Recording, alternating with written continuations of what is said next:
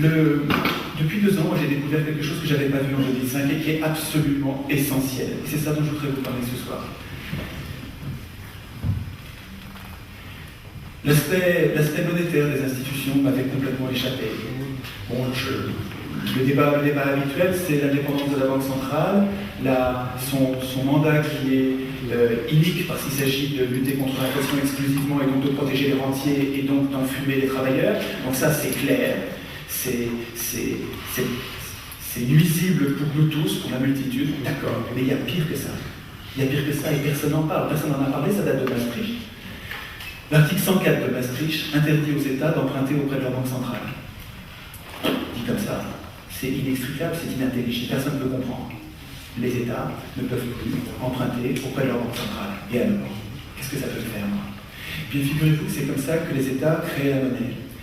Quand un État avait besoin de monnaie, quand il avait besoin d'un investissement, quand il fallait construire une autoroute, des hôpitaux, une voie ferrée, quand il avait besoin d'argent, il empruntait auprès de sa Banque centrale qui créait l'argent pour l'occasion. Et puis quand il lui remboursait sans intérêt. Il lui remboursait sans intérêt. Et depuis, alors c'est plus vieux, ça date de 73, depuis une loi 73, la France est interdite d'emprunter auprès de sa Banque centrale. C'est passé comme une lettre à la poste, personne n'en a parlé. Personne n'en a parlé. Depuis, la dette publique ne fait qu'augmenter et le chômage avec. Et le chômage avec. Ce qui s'est passé en 92 avec Maastricht, c'est que cette interdiction pour les États de créer leur monnaie, de créer la monnaie, cette interdiction a été montée au plus haut niveau du droit, à un niveau dont on ne revient pas. Vous pouvez changer d'avis, vous n'y changerez rien. C'est monté au niveau institutionnel, c'est monté au niveau international. Réfléchissez aux moyens que vous allez pouvoir utiliser de revenir sur l'article 104 de Maastricht, qui est devenu l'article 123 du traité de Lisbonne. Et qu'est-ce que ça veut dire concrètement? Ça veut dire que quand un État, imaginez, je prends un exemple qui est tout à fait d'actualité, mais c'est très concret, et tous les sujets de l'actualité sont impactés par ce que je vous dis. Je prends l'exemple des logements. Il manque 900 000 logements en France. Bon, c'est une bonne raison pour expliquer l'inflation folle des logements. Il en manque 900 000, disons 1 million de logements. Prenons un chiffre simple pour que vous compreniez. Prenons des logements à 100 000 euros. 1 million de logements à 100 000 euros, j'ai besoin de 100 milliards. Bon, j'ai besoin de 100 milliards. Si je peux les emprunter auprès de la Banque centrale, si je peux créer l'argent, j'emprunte 100 milliards, je rembourse en 20 ans 5 milliards tous les ans avec des impôts et les loyers de ces logements. En 20 ans, j'ai remboursé, je détruis l'argent au fur et à mesure où je rembourse, j'ai créé l'argent quand j'emprunte, je détruis quand je rembourse, le mécanisme classique du crédit, et ça va coûter 100 milliards. Et bien aujourd'hui, ça ne marche pas comme ça, à cause de l'article 104 de Maastricht, vous êtes obligé de l'emprunter à qui? À ceux qui ont de l'argent. Les banques privées, puis ceux qui ont de l'argent, les riches qui ont de l'argent à prêter. C'est les mêmes d'ailleurs à qui on a baissé les impôts maintenant, au lieu de leur prendre des impôts, on leur emprunte l'argent et on leur paye un intérêt. Et les 100 milliards de ces investissements, ils vont vous coûter 200 milliards sur 20 ans. C'est-à-dire que toutes les charges de l'État ont doublé avec cet article qui est passé dans le plus total silence, personne n'en parle, mais pourquoi est-ce qu'on n'en parle pas? Alors quand on parle de pouvoir d'achat et qu'on ne parle pas de l'article 104, on ne parle pas de la création monétaire abandonnée aux banques privées, parce que la création monétaire, on va vous prétendre, on va vous dire la création monétaire, oui mais c'est pas bien, parce que l'État quand il a la création monétaire, il abuse et il déclenche de l'inflation. Mais vous croyez que la planche à billets, vous l'avez bloquée dans un cadenas, et puis vous avez, ça y est, elle ne marche plus. Maintenant, vous avez mis votre monnaie à l'abri de l'inflation qui viendrait de la création de trop d'argent. Pas du tout, la planche à billets, vous l'avez retirée à l'État, donc vous nous l'avez retirée, enfin, on nous l'a retirée, mais on l'a donnée à qui? On l'a donnée aux banques privées, les banques privées, elles la font tourner à fond de manette, la planche à billets. La base monétaire sur la zone euro, elle augmente de 11% par an. 11% par an, alors qu'on a 2% de croissance. 11% par an de croissance de la masse monétaire. Et la planche à billets, je peux vous dire qu'elle tourne. Ils ont bien compris ce qu'ils avaient à gagner à la planche à billets. Alors pourquoi est-ce qu'on s'en prive? Et pourquoi diable est-ce que nous on s'en prive? Regardez, quand les banques ont besoin d'argent, on leur lâche 400 milliards en 48 heures. Dès qu'ils ont besoin d'argent, on en trouve. Et c'est pas inflationniste, non là c'est pas inflationniste, ça pose pas de problème. Et quand les travailleurs en ont besoin, quand les entreprises en ont besoin, quand l'économie en a besoin, quand on a besoin de services publics, on ne trouve pas d'argent. Mais c'est une arnaque. C'est une arnaque. Et alors, ce dont il faut que je vous parle vraiment, alors, c'est pas une lubie ce dont je vous parle, hein. J'ai un prix Nobel derrière moi, donc quelqu'un qui connaît le sujet. Il se trouve que c'est quelqu'un de droite, Maurice Allais. Et je pense que c'est parce que c'est quelqu'un de droite que les gens de gauche disent, qu'est-ce que droite, on fait en bloc, on le rejette. Je crois que c'est une erreur. Maurice Allais a écrit, a démontré, et il vitupère les banques privées, en disant c'est pas normal que les banques privées aient capté la création monétaire et déclenchent toutes ces crises qui ruinent les petits gens. C'est pas normal. La création monétaire, dit Maurice Allais, une nouvelle économie spécialiste de la monnaie, pas vraiment un débutant, pas vraiment un incompétent sur la monnaie.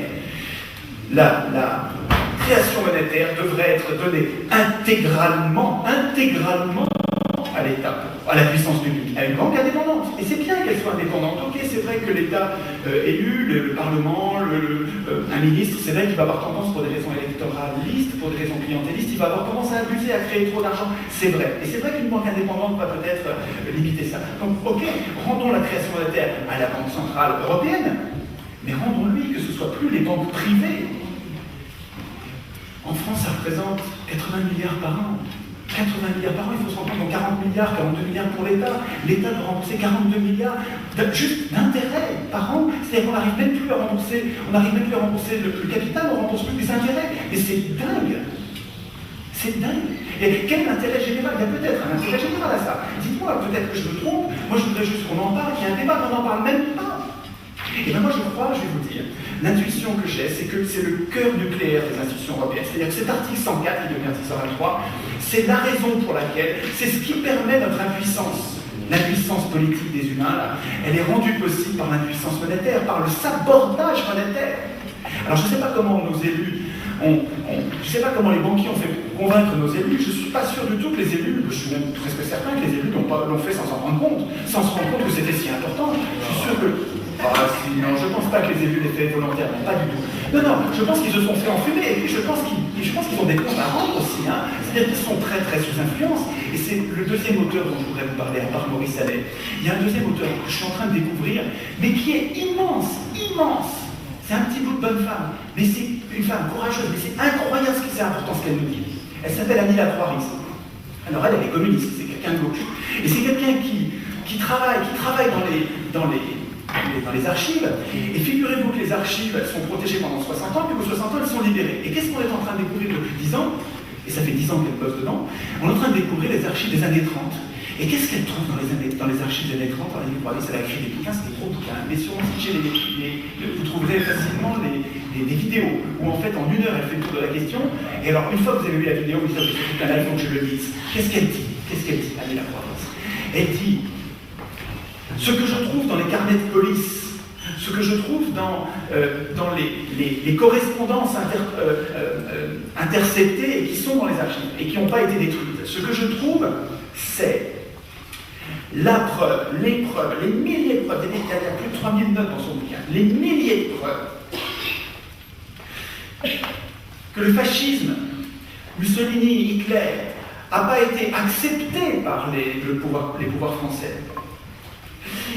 Les preuves que le fascisme, le parti nazi, Hitler, a été voulu, a été grandi par la Banque de France, grandi par Ford. Vous savez que Ford a financé à coups de millions de dollars le parti nazi. Vous savez que la Banque de France a financé la reconstruction de l'Allemagne.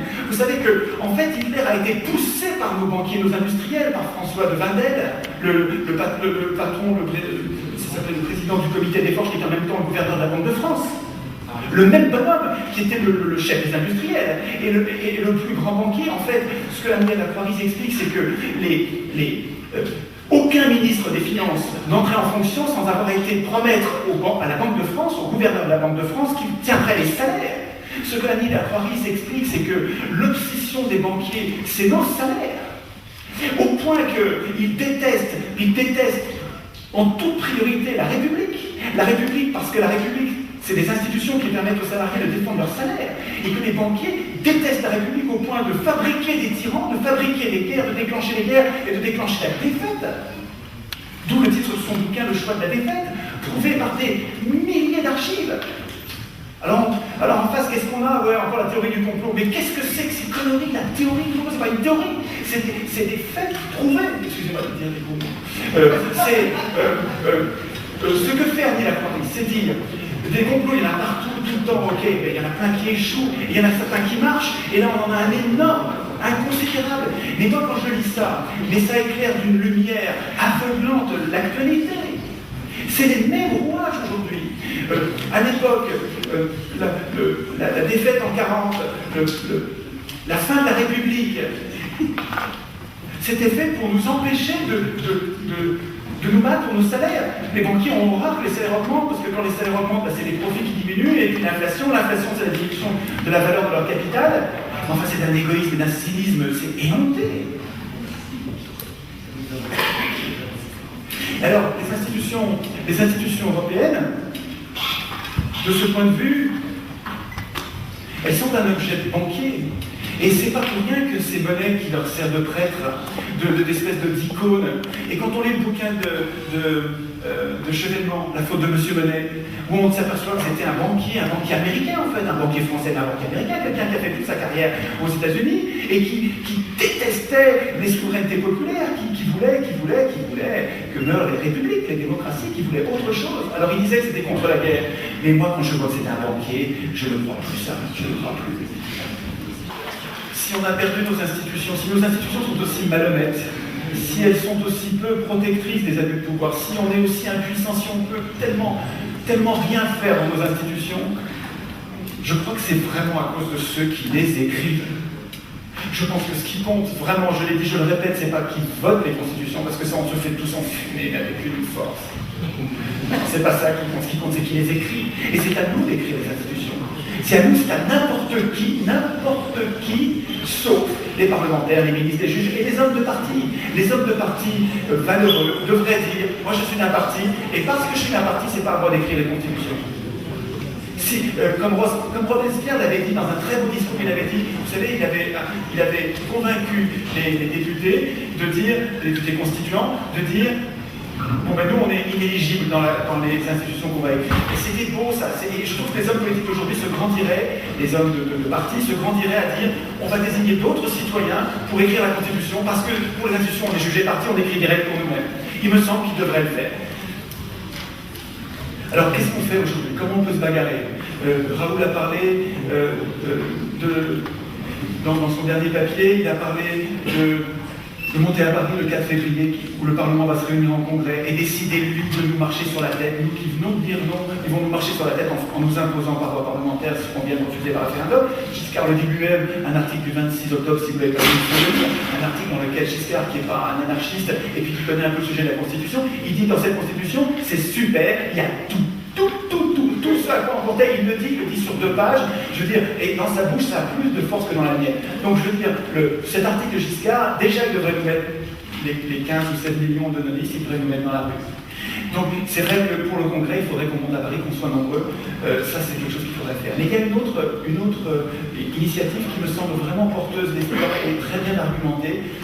On en parlera peut-être dans le débat. C'est l'initiative du site 29mai.eu.